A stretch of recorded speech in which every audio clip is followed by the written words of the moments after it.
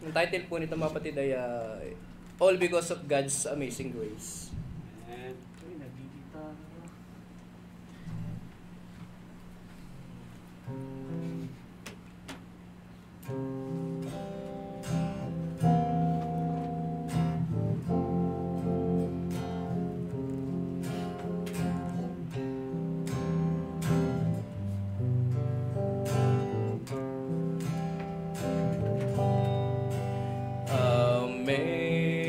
Amazing grace, how sweet the sound that saved a poor sinner like me.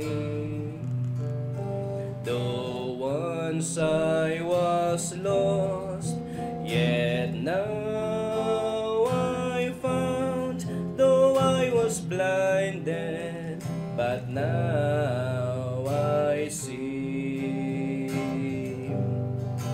And it's all because of God's amazing grace. Because on Calvary's mountain He took my place. And someday, some glorious morning, I shall see Him face to face, all because of God's amazing grace.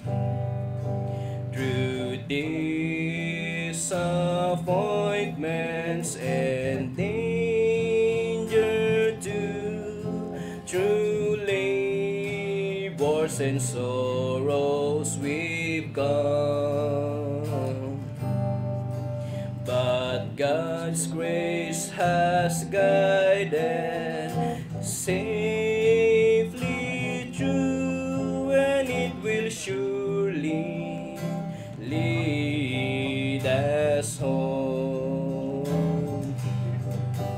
And it's all because of God's amazing grace. Because on Calvary's mountain He took my place. And someday, some glorious morning, I shall see Him face to face, all because of God's amazing grace. Then with the ransom around God's throne, we'll praise our Redeemer and King. We'll tell how His mercy for sin did atone. Through countless ages, this song we'll sing. And it's all because of God's amazing grace. Because on Calvary's mountain He took my place. And someday, some glorious morning, I shall see Him face to face, all because of God's amazing grace. And it's all because of God's amazing grace. Because on Calvary's mountain He took my place. And someday, some glorious morning, I shall see Him face to face, all because of God's amazing grace. All because of God's amazing grace. Purihin pa ang Panginoon. Amen.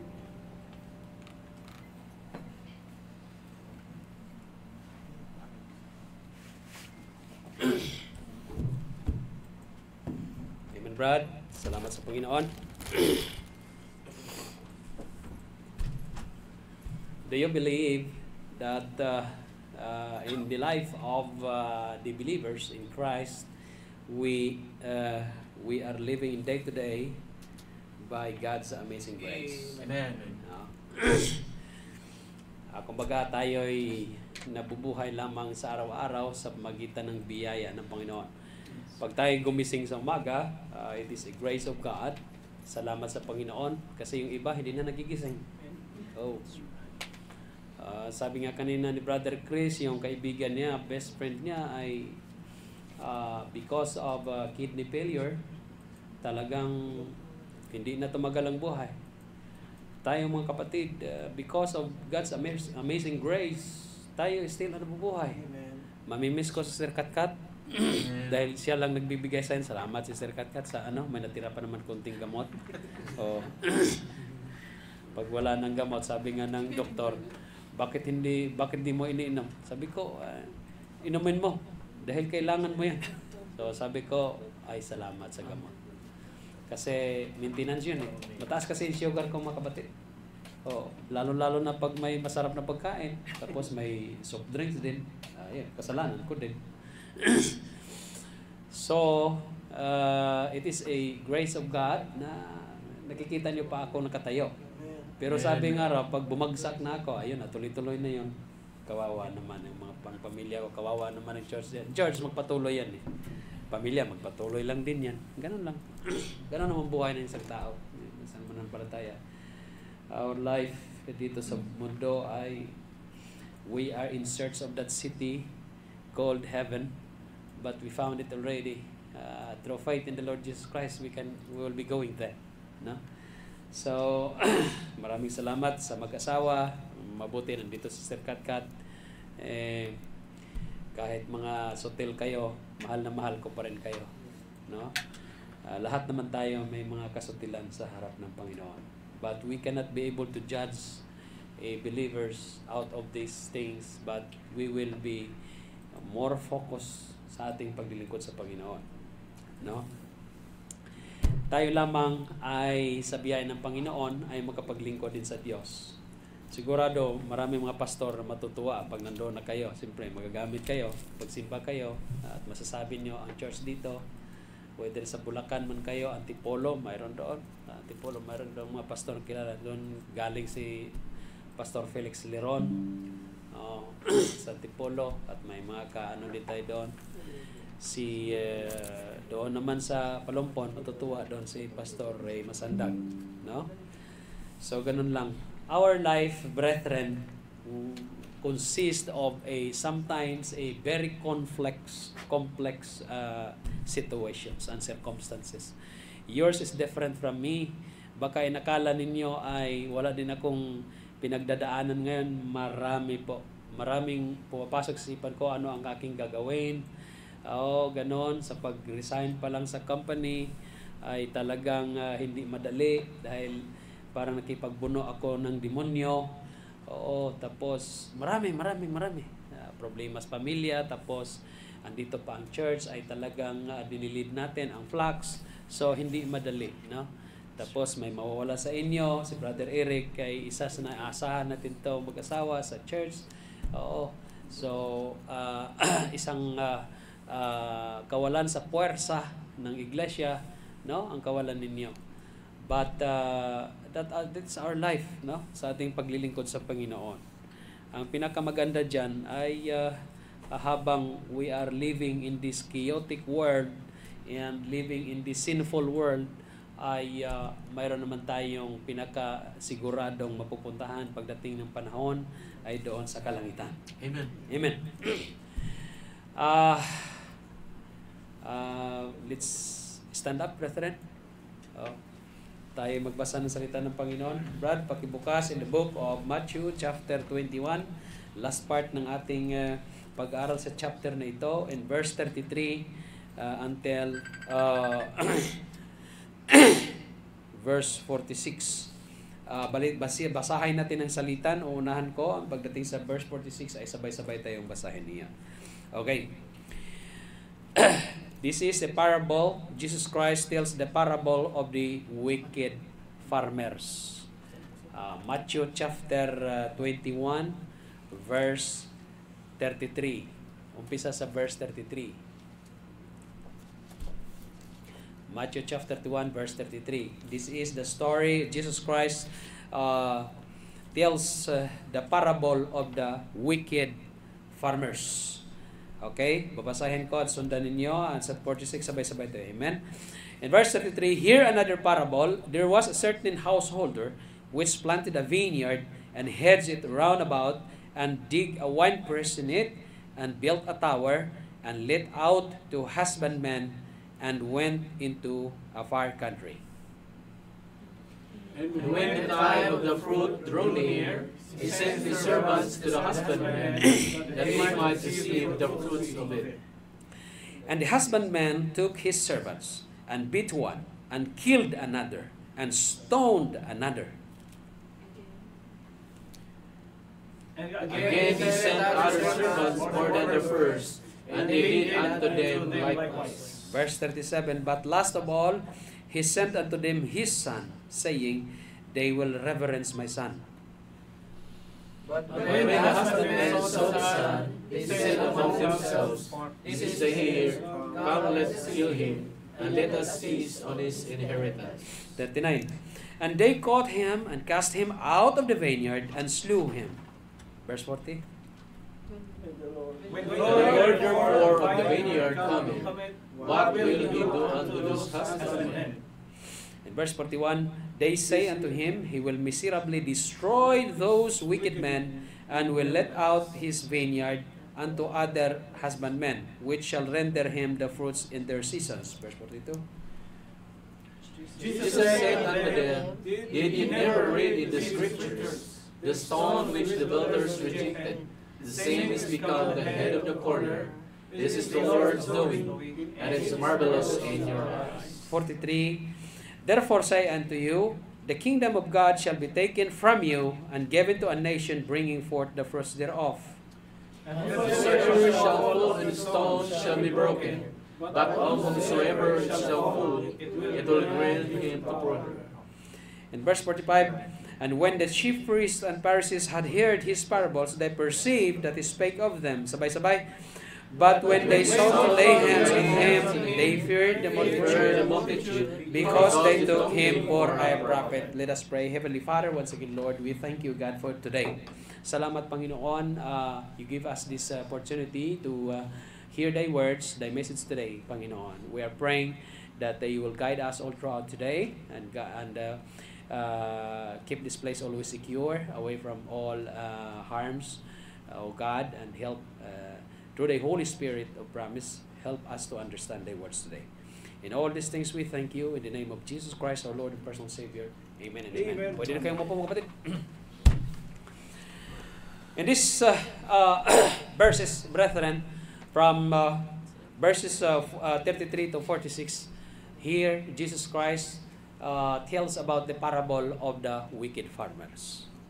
Now, under the terminology principle, the householder here is God. And the farmer, the wicked farmer, or the wicked farmers, are those Israelites. Okay? And the vineyard is God's word. The householder is God the Father. And the Son, whom He sent, the householder has sent His Son. Alright? Doon sa vineyard. That Son is the Lord Jesus Christ. Okay? So, to summarize, brethren, what is the spiritual principle of this passage, brethren, when it comes to our life? Ano ang spiritual principle natin? Ano makuha nating pwede na magiging leksyon dito sa buhay natin? Last week, we talk about in our preaching, we talk about that we, brethren, is a spiritual Jew.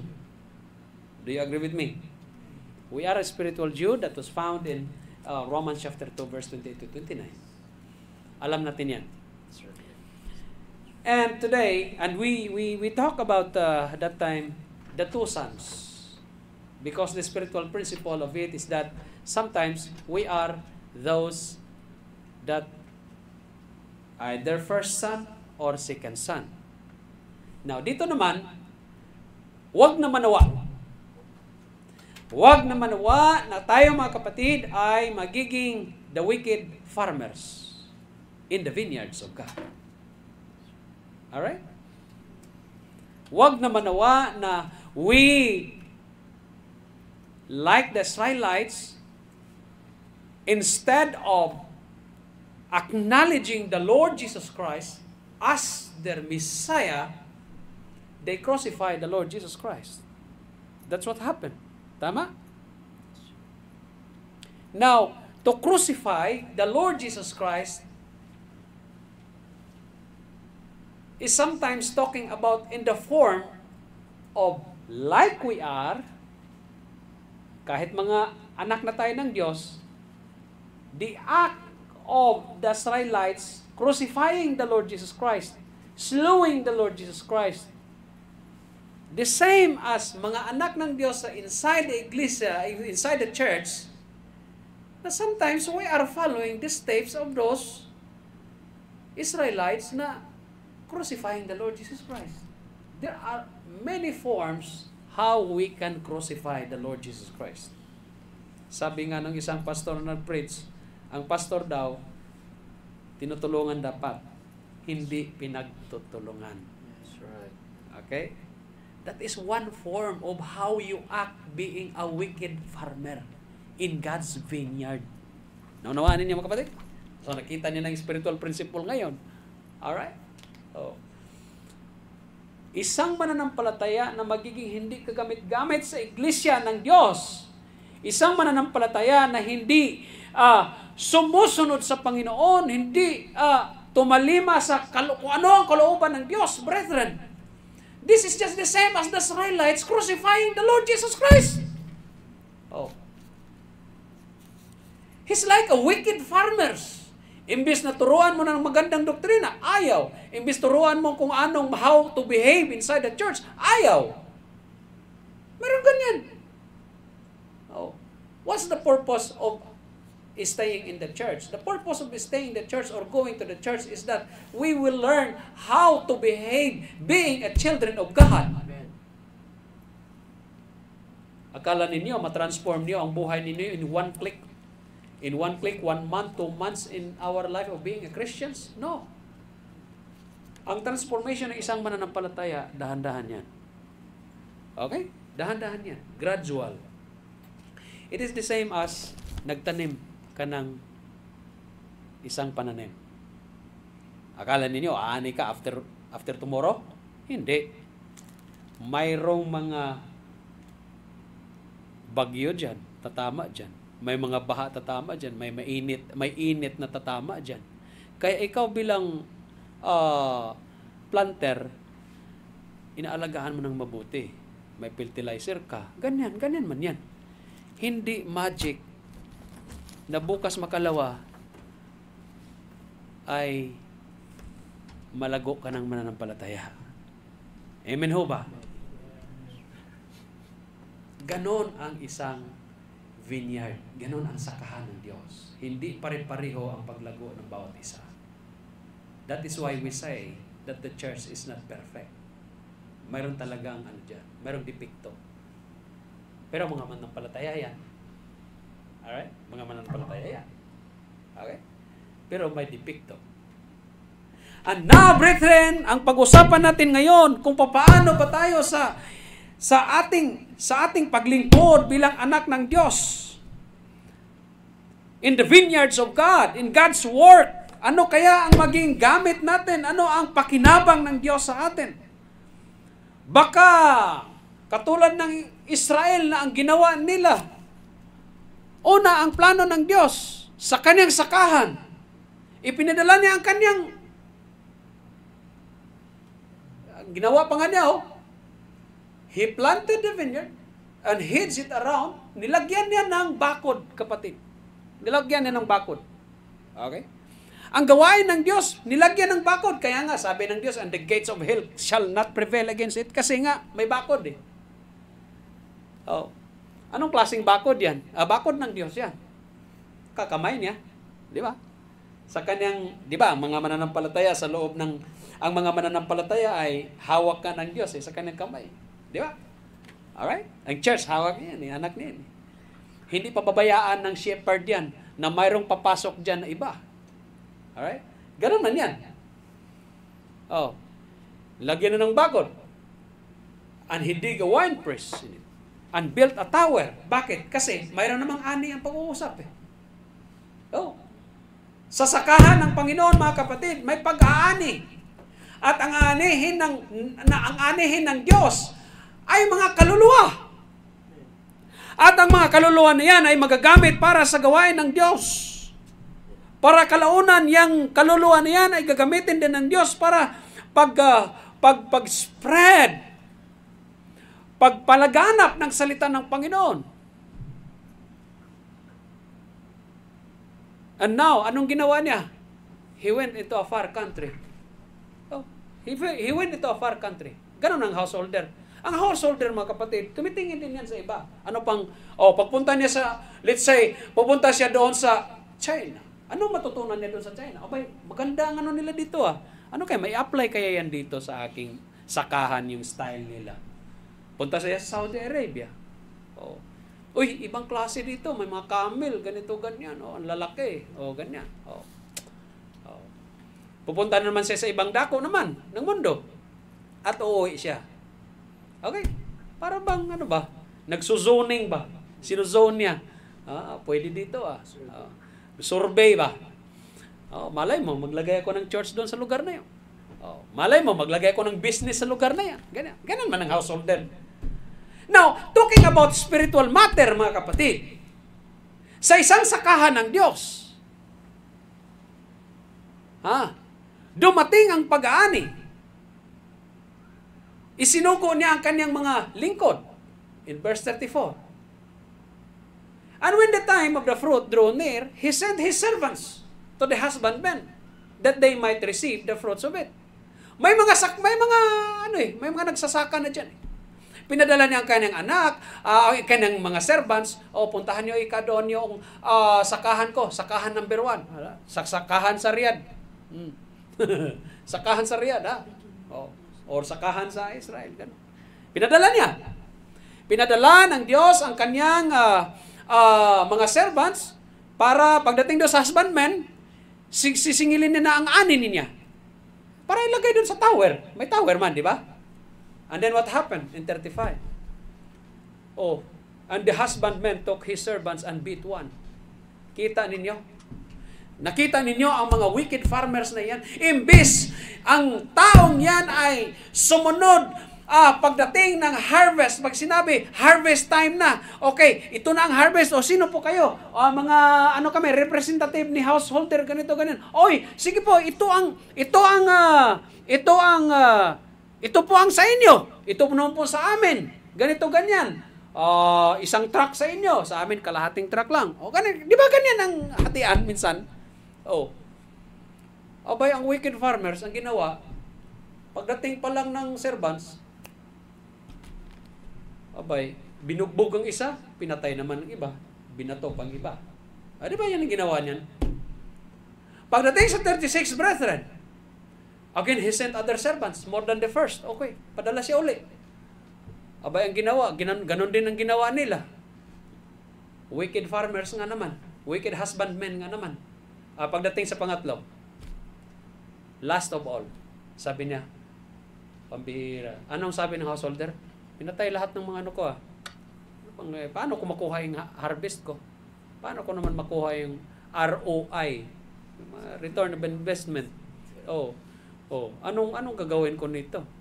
Ayaw yata ibigay. Parang amo ko lang ito. Pambihira. Sige, ipadala ko yung anak ko. Baka naman re-respeto na sila sa anak ko. Anak ko na yan eh. Sige. But when the husbandmen saw the son, they said among themselves, Ito na ang tagapagmana. Nalaga naman itong mga wicked farmers na ito. Ito na ang tagapagmana. Halik kayo, sabi niya. Papatayin natin yun. At nanakawin natin ang kanyang mga mana. Ano bang mana makukuha niya agad? Wala naman Last of Testament, Will Testament doon. Ang mana makukuha niya, yung ani. Sige talaga naman ito. Kung pati ang ani, gustong tirahin eh. No? Oh, kuhain natin yung mana niya. Siguro yung mana niya, yung hati niya dito sa kita natin. Tayo naman naghirap dito eh. Oo. Wala namang ano yung mga yan. Yan, tanggap lang na. Hindi nila alam na ang householder may ari ng lugar eh. Siyempre, gumagastos din yan.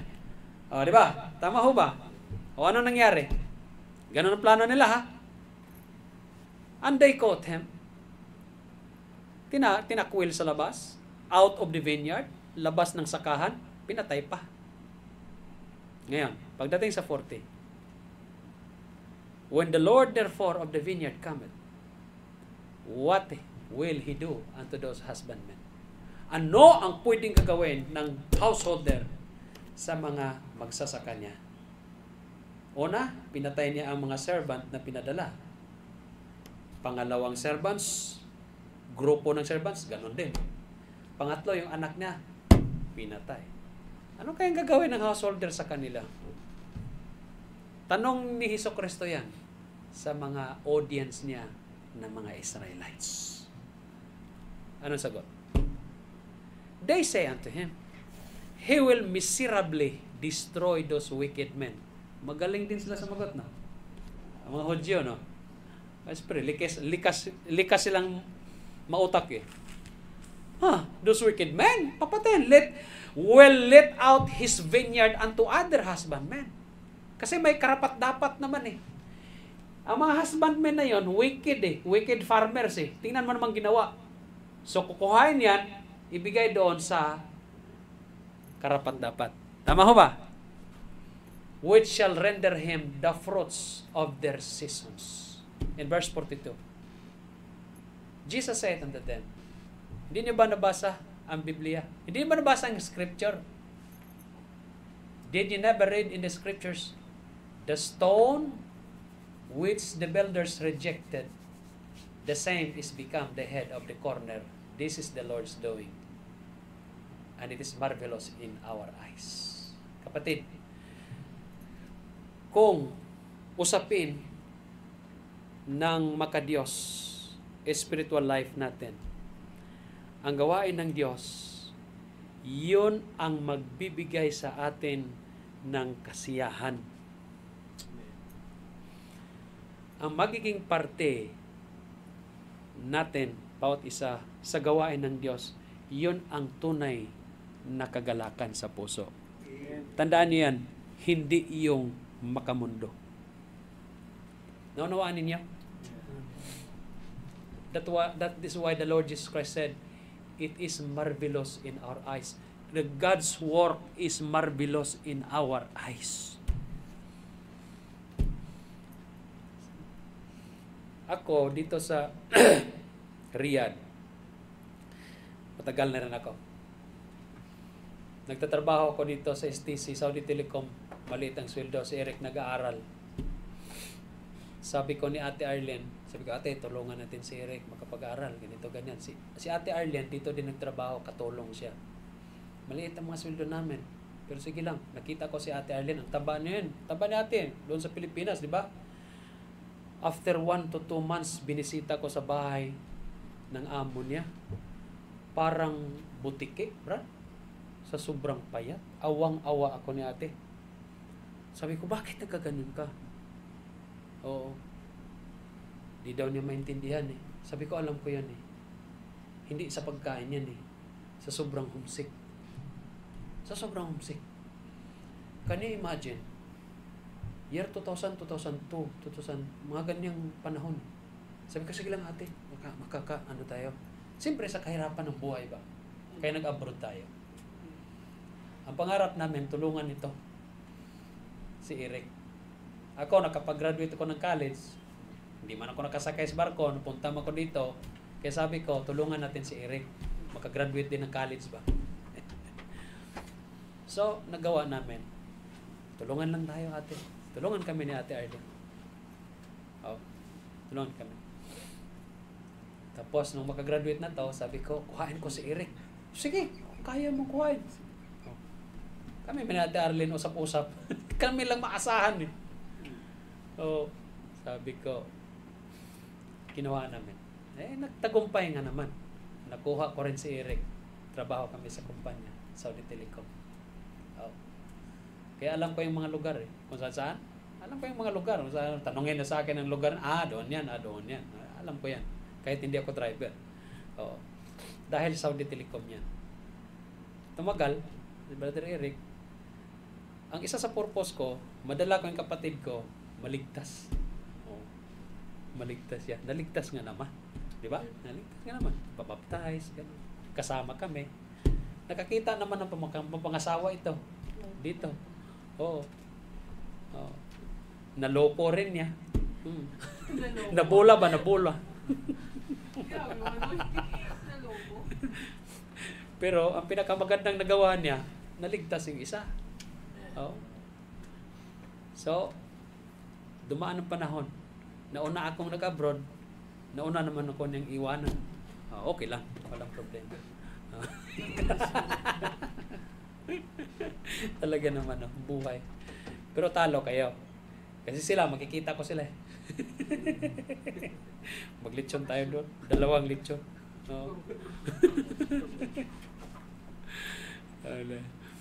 My life is very amazing. Hindi ako pinayagan ng Diyos makasakay sa barko. Siguro kung nakasakay ko sa barko, baka patay na rin ako eh. Baka ang kaluluwa ko nasa impyerno na gumaganon-ganon. Salamat sa Panginoon kasi may kaligtasan tayo nakita. At the rest of the story in my life, my amazing journey in Saudi Arabia, nakita ko kayo. Nakita ko kayo. Talaga naman. Amazing. Marvelous. Kaya nga sabi ng Diyos yan, the works of God is marvelous. The stone which the builders, it is in the book of Psalm, quotation yan ni Jesus Christ doon sa book of Psalm. Quoting for himself that he is the stone. Alam naman din who is the stone. Who is the rock of our salvation? The Lord Jesus Christ. The stone which the builders rejected. Who is the builders? Who are those farmers making the building? Who are those workers? Supposed to be, the Israelites is the workers of God. The stone that they reject to be the cornerstone, hindi nila alam na si Jesus Christ yun eh. Head of the corner, ang pinakakulom sa bahay. Di ba ang kulom sa bahay, yun ang pinakapundasyon? Yun ang ayaw nila. Yun ang nireject ng mga Israelites. Na napaka-amazing nga naman dapat na pang isang bahay mayroong magandang pundasyon, magandang kolom, magandang stone in the corner na hindi nila alam na yung bahay na yan na napakatibay. Brad, open in the book of Matthew chapter 7. Matthew chapter 7 at in verse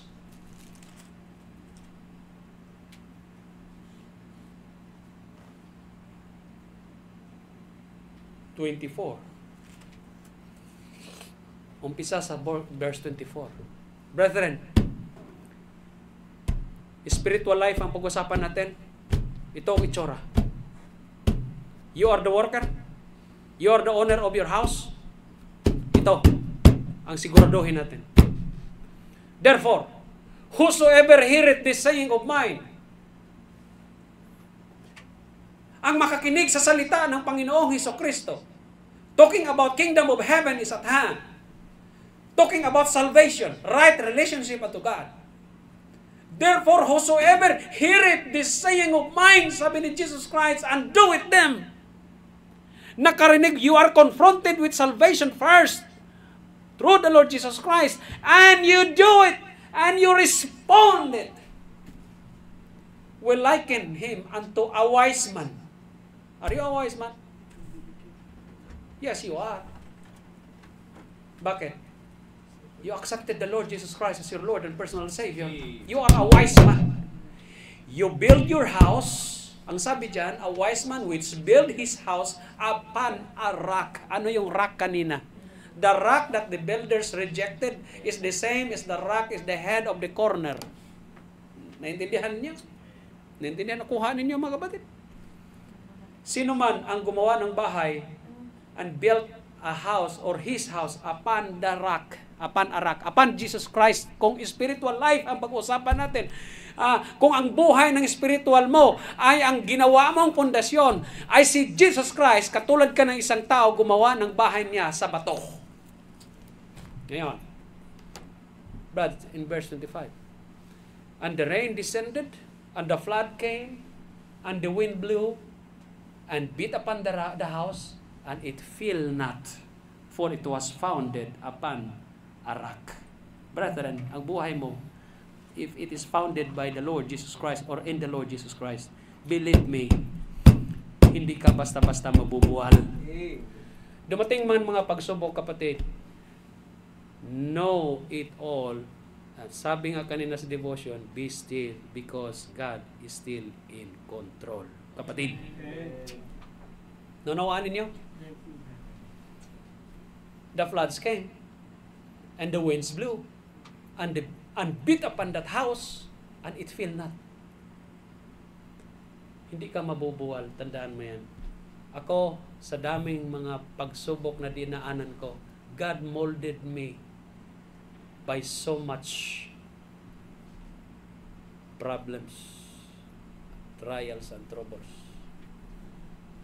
Kaya siguro nakita ng Diyos, ang puso ko, sabi ng Diyos siguro, okay man yan ang puso ni Pastor Aris niyo. Pobre nga lang yan. Mahinahon nga lang yan. Pero okay lang yan. Okay yan. Kaya yan mag-lead sa inyo. Ano palagay niyo? Ha? Huwag niyo lang abusuhin. Kawawa naman yan. In verse 26, and everyone that heareth the saying of mine and do it them not. Yung kabaligtaran, ha? Yung pundasyon mo ng bahay mo, ayaw mo. Saan ka makahanap ng bahay na ang pundasyon ng bahay mo, ayaw mo lagyan ng pundasyon na bato? Nilagay mo rin kahoy. Ano kaya yun? Pagpasok ng anay, lumpag talaga yan. Anong klase? Ang masaklap, ang sabi ni Jesus Christ dyan, shall be likened unto a foolish man. Ano yung sinabi natin ng fool kanina? Mangmang, baliw, buang, ang atiyas din, no? Warang Lord eh. Ayaw maniwala kay Jesus Christ eh. Katulad ka ng isang mangmang na tao, buang na tao, babaliw, wala sa hulog. Gumawa ng bahay niya. Ang ginawa niyang pundasyon, Brad, buhangin. Wala man lang halong simento. Saan ka makahanap? Anong klaseng bahay mayroon ka, kapatid? Pastor, pwede bang kastilyong buhangin? Ha? Kastilyong buhangin. Sino yung umawit niyan, Brad? Bing Rodrigo? Oh. Basil Valdez. Di mo alam. Oh. Kastilyong buhangin. Oh. Saan ka makahanap ng kastilyong buhangin? Pastor, ng Boracay. May mga gumagawa ng kastilyong buhangin. Hindi mo alam? Oo. Pagdating ng tubig, nawawala. Nakita ninyo? Nakita niyo yung kastilyong buhangin? Kastilyo siya, ayaw ng magandang pundasyon. Ang ginawang pundasyon, buhangin. Mangmanga naman. Ano ko? Saan ang kwarto ng anak mo, Pastor? O dito? Hindi mo. Ganunin mo kundi. Huwag mo tusukin. Pag tusukin man, babagsak yan eh. Anong klaseng bahay meron ka, Brad? Ano yan? Kastilyong buhangin nga, Pastor eh. Hindi mo alam. Oo.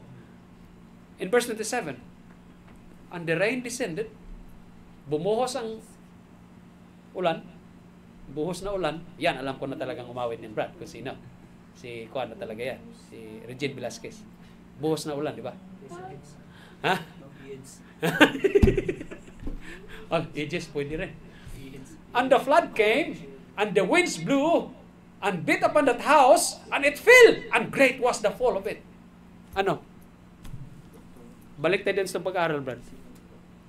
Doon sa ating Matthew chapter 21. The same as sabi dyan, baba, Brad. The same as doon na tayo sa ano niyan eh. Sa verse 42. Did ye never read in the scripture, the stone which the builders rejected, the same is become the head of the corner? This is the Lord's doing, and it is marvelous in our eyes. In verse 43. Therefore, I say unto you, the kingdom of God shall be taken from you, Israelites. Imbes kayo ang magdala ng ministry, I am choosing you to the bearer of the light, the bearer of Jesus Christ, to bring salvation unto the ends of the earth, to the Gentiles. But ayaw ninyo. So that kingdom of God, usapin about salvation, usapin about heaven, kukuhain sa inyo yan. Ibigay ko doon sa mga taong bringing forth the fruits thereof. A nation bringing forth the fruits thereof. Sino yon? The church. The church. Because the church is composed of Jews, Greeks, or Jews and Gentiles. May mga niligtas man ng mga Hudyo. Baka akala niyo walang naligtas na Hudyo, ha? May naligtas na Hudyo. Marami. And it is called a church. Amen. Church meaning saved people called out by God. In verse 44. And whosoever shall fall on this stone, sino man ang babagsak. Halimbawa, doon siya sa second floor at mahulog siya. Tatama siya doon sa bato. Buti man kung sa buhangin, tatama, walang sakit. Pero kung doon siya sa bato, tatama, Brad, anong mangyari sa kanya? It will grind him to powder. Mahulog ka doon, you will be broken. Ano pa? Magiging powder ka. Pastor, paano maging powder? Talaga ma-powder ka. Hintayin mo. Pag namatay ka, di ba kahit iwan ko lang kung anong mangyari sa'yo sa impyerno, baka ma-powder ka eh. Pero wala namang powder dun. Mag-resurrect nga yung body. Mag-resurrect yung body mo doon. Kung hindi ka ligtas, ha, mag-resurrect mo yung body mo kung anong body mayroon ka ngayon. Kala ninyo, ang hindi ligtas na tao, namatay na ngayon, di ba? Tapos, 6 feet below the ground yung katawan niya. Tapos yung kaluluwa na nasa impyerno. Tama? Pagdating ng panahon, kung mag-resurrect tayo, magkaroon tayo ng glorified body, sila mag-resurrect din corrupted body. Kung anong body mo ngayon, ang body nila ngayon, yun din ang mag-resurrect pagdating ng panahon. Bakit anong purpose? Para masaktan sila habang panahon. Ano? Gusto niyong pumunta ng impyerno? Ayaw niyong tanggapin si Jesucristo? Ganun lang. Kung paano pumunta ng impyerno, very simple. Very simple. Ayaw niyong pumunta ng langit. Gusto niyong pumunta ng impyerno. Simple lang gawin mo. Huwag mong tanggapin si Jesucristo. Yun lang. Simple, di ba? Ganun lang. Kapatid, it will grind you to powder if you will fall on that stone. Sino yung stone na yan? Jesus Christ. Petra. Big rock. Big stone. Petros. Small rock. Yun yung si Pedro. In verse 45. And when the chief priests and Pharisees, nung naunawaan ng mga mukoy, na pinapatungkulan pala sila sa parable ni Jesucristo, abay nagalit. Nagalit, tama? Naunawaan nila eh. Naintindihan nila eh. Na yung kingdom of God, kukuhain ko sa inyo, ibigay ko doon sa nation that will bring forth fruit. Hindi ba kayo masaktan dyan? Aber daw, kung kayo ang sabihan ng ganyan, ikaw isang kapatiran na wala kang gamit inside the church, wala kang para kang ganito para ka lang surot, ganito, ganyan. Hala, wala kang pakinabang. Brad and surot, ba may pakinabang? Palagay ninyo. May pakinabang naman yata. Bakit mayroong ganyan, no? Oo. Food chain. Kanina pa ba sa food chain? Pero wala Food siya. chain. Ano yun? Yung Pang-balance? Sa science po. Sa Israel, Pastor, pinaparami. Sa Israel, gamit na gamit siya. Sa Israel, Brad, ang ginawa nila, sabi niya, kung sino makapag-manufacture ng milyon-milyon na surot, bibilihin namin kilo-kilo. Dami. Pang pesticide nila. Ayun. Food chain po. Pastor. Kasi, sabi ng mga Hudyo, lahat daw ng insekto, mayroong karampatang kalaban yan. Mayroon daw. Wala nga naman talaga dahil sa surot na yon. Wala ang ibang insekto. Pagtingin, surot. Ano to? Wala na. Hindi na dadapo doon sa sa akin yung mga pananim nila. Mga oranges nila, mga melon nila. Ganito po. Pakawalan nila doon sa grabe. Kasi daw kung pesticide ang gamitin nila, masisira daw dahil sa acid, sa chemical. Nasa yan nasa YouTube. Kaya therefore, maganda daw tong surot kasi ang surot normal, organic. Ayos, may gamit sa kanila. Dito sa atin, pinamatay ito Oo. Sabi nga ni Brother Limuel, pambihira tong surot, binigyan. Tayo, pag natulog daw tayo, pag gising natin, ganon-ganon pa, ganon-ganon, pambihira, alas 6 na naman, ligo na naman. Pero kung mayroon na makitang surot, ano yun? Gising ka agad, man. Magandang pang gising daw Oo. Ibang klase. Oo. Pag ilawan mo, hinto siya. Saan ka pupunta? Sabi ko, Brad, huminto. Kuha ka ng yan. Kaya mayroon kang nakita diyang scotch tape, packaging tape. Kuha ng konti. Papilit. Pak! Dikit siya. Reklamo sila. Oo. Tapos tapon doon, ganito, ganyan. Kasi pag pisain mo, ang ginagawa kasi ng pisain, dadami pala Sabi ko, ang gawin natin, yung packaging tape, pak! Tapon. Makita mo. Ibang klase sila, nakikita ko. Takbo. Pag ilaw ngayon, ano yun? Ano yun? Trip to Jerusalem? Yung dance? Takbo! Ibang klase talaga. Walang hiya talaga yung mga surot na yun. Pero may awitin dyan Mabuti pa rin yung surot. Kasi kinakagat ka. Ibig sabihin, kinikis ka. Inawit ni yun Sino ba yung Granada na yun? Granada. Mabuti pa rin surot. Kasi kumakagat daw sa iniirog niya. Pero hindi ako makakagat sa kanya. Hindi makakis ba? Pero ang surot daw, nakakis sa kanya. Sabi ko, klaseng awitin. Ano yun? So, brethren, when they perceive that he spake of them, anong gusto nilang gawin? Brad, 46, last verse. But when they sought to lay hands on them, they feared the multitude because they took him for a prophet. Ayun. Naunawaan nila. Ibig sabihin, naunawaan nila ang preaching na Jesus Christ, the Lord Jesus Christ, what is like to be in God's husbandry. Ano ang itsura ng isang farmer sa loob ng husbandry? Mayroong wicked farmers, mayroon din namang good farmers. Sino yung good farmers? Sigurado, the church. Yan. Inside the church, mayroon pa rin magiging bad farmer dyan. Oo. Alright? That is why, dito, napakahalaga sa atin, maunawaan natin mga kapatid, how to be like a good farmer, not a bad farmer, not a wicked farmer. Otherwise, doon sa ating pag-aaral na the parable of the sower, the parable of the talent, kukuhain ng Diyos ang talent mo, ibibigay doon sa magiging karapat-dapat niyan na magkaroon ng bunga na marami, na magbigay ng kaluwalhatian sa ating Panginoon. Amen? Nanawaan ninyo mga kapatid?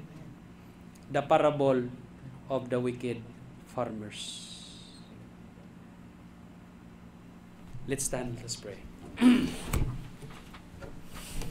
Oh Heavenly Father, once again, Lord, we thank you, God, today. Salamat, Panginoon, sa iyong salita. Salamat sa iyong pagmamahal sa amin.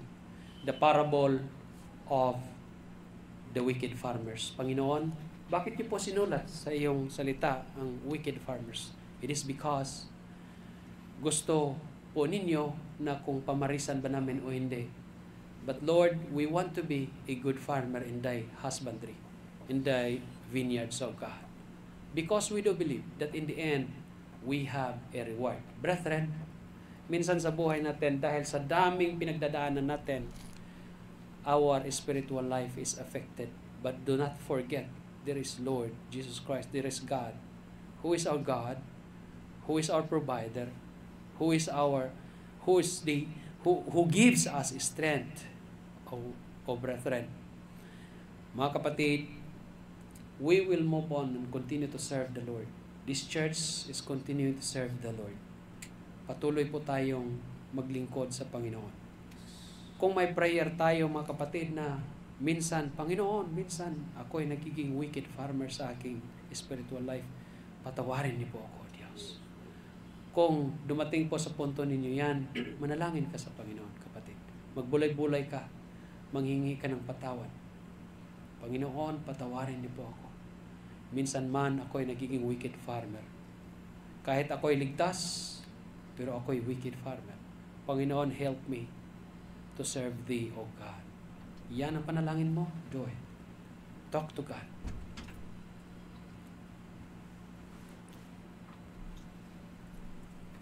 Panginoon, ang mga kapatiran kong ito, patuloy mong gabayan at pagpalain, O Diyos, ang bawat isa. Si Brother Eric, si Sister Katkat, nawa, Panginoon, ay patuloy mo silang pagpalain. Ano man ang mga plano nila, O Diyos, naka-align sa inyo. At Lord, huwag niyo po silang pabayaan. Gabayan niyo po sila, O God, sa kanilang journey. Another journey in their life. Bless them. Grant their prayers, O God. And help them to grow in thy knowledge. Panginoon, ingatan niyo po ang flight nila mamayang gabi. Bigyan niyo po silang mapayapang paglalakbay. Makarating sila doon sa Pilipinas ng payapa at ligtas. Makasama nila ang kanilang mga mahal sa buhay. Makasama ni Brother Eric ang aming mga pamilya, ang mga kapatid, Sister Katkat, ganun din. Pagpalain niyo po sila, Panginoon, at ingatan niyo po sila. Provide what their needs, O God, and financially, provide them. Pagpalain niyo po sila.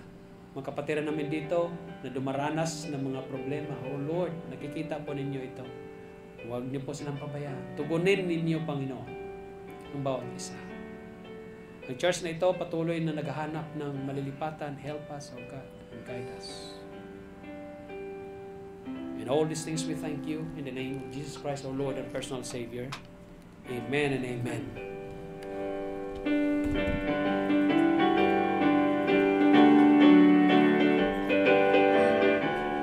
To God be the glory.